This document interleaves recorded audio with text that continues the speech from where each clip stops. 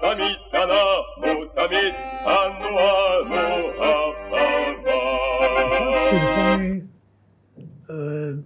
איש אלחרוד נדמה לי, נכון? או תל יוסף. היה מפקד פלוגה בגדוד הראשון. אני הייתי מפקד פלוגה ד', הוא היה מפקד פלוגה א' או ב'. הוא כאשר הייתה בו מנהיגות, היה בו שיקול דעת מאוד מאוד ברור. לא היה שום ספק שהאיש הזה יש לו עתיד בפלמ"ח, הוא היה פלמ"חניק.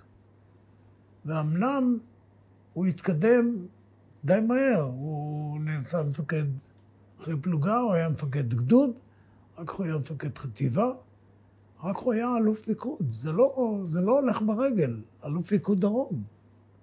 במלחמת קדש, ידע להתמודד נגד משה דיין ונגד... הוא היה חביבו של בן גוריון. בן גוריון ראה בו ובעוד אחדים, כמו אלעד פלד ואחרים, מפאיניקים, בניגוד לקיבוצניקים שהם מפ"ם.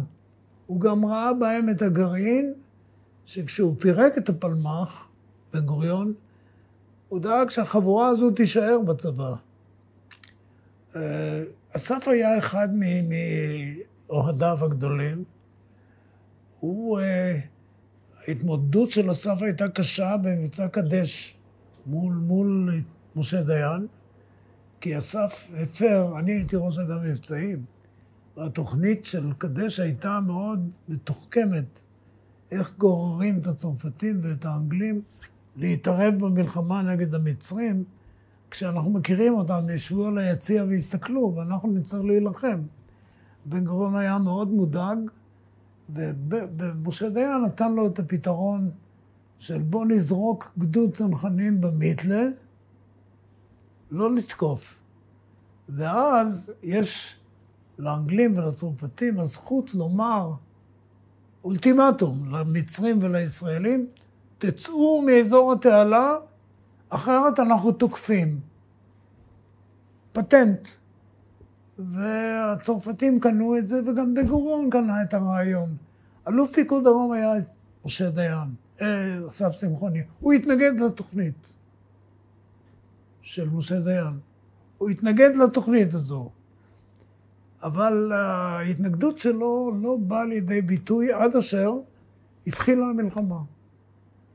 ובמלחמה הפקודה, הייתי ראש אגף מבצעים, הפקודה הייתה אריק רפול צונח, אף אחד לא עובר את הגבול האחרים. ואנחנו מחכים לאולטימטום הצרפתי-אנגלי. אסף, יחד עם חטיבת שריון אורי בן ארי, הגיעו לניצנה, ואורי אומר לאסף, תשמע, אין אויב, מה אנחנו נשב פה עכשיו ונחכה? בוא ניכנס. אסף אמר לו, קדימה. בלי לשאול את משה דיין, שהיה רמטכ"ל. ונכנס לסיני, ותוך יומיים הם הגיעו לתעלה. זה הוציא את אסף מהכלים, אבל זה הוציא את משה דיין מהכלים פי 4.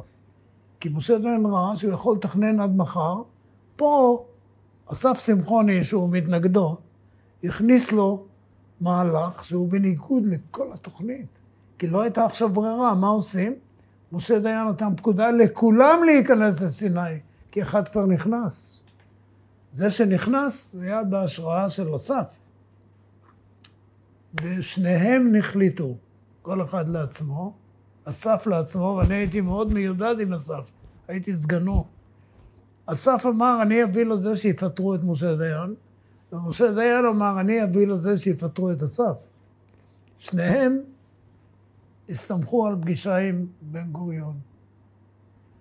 אגב, זה הביא את הסוף של אסף, כי משה דיין החליט שהוא עושה את מסדר הניצחון בשער המשך.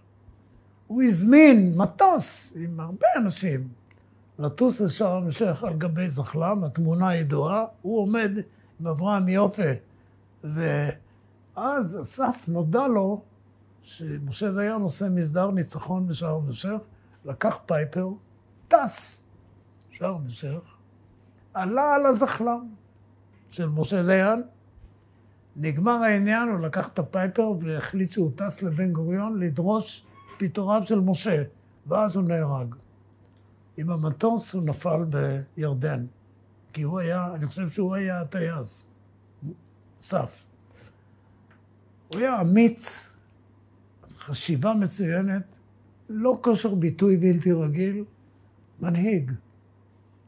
אני אהבתי אותו, מאוד. תפקוד התמיד אנחנו תמיד אנו אנו